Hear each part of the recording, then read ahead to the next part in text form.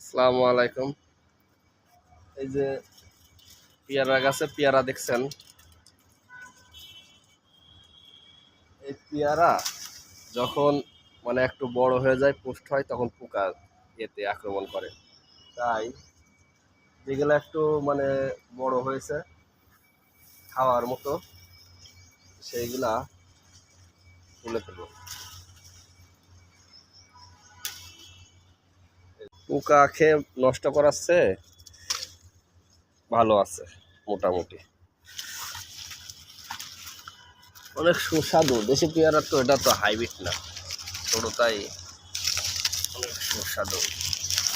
এটাতে টিয়া পাখি মনে হয় বসান দিছে। এই যে এটা পুষ্ট হয়ে গেছে।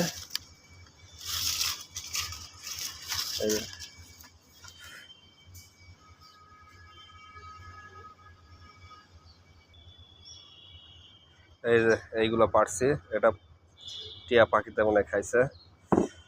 1 2 3 4 5 6 7 8টা পারছি।